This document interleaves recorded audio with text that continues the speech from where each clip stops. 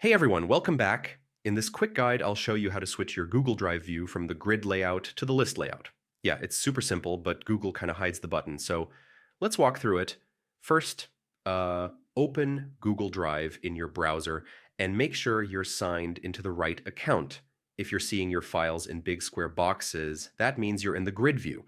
Now, look toward the upper right corner of Google Drive, just above your files.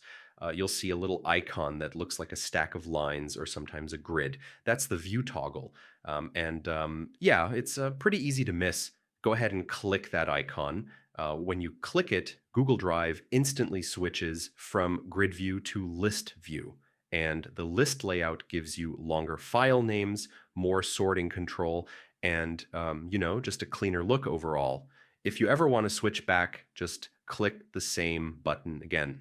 Google Drive remembers whichever view you used last, so the next time you open it, it'll usually keep that layout. By the way, in List View, you can also sort your files by name, type, file size, or the last time they were modified. Just click the little arrow next to the column header.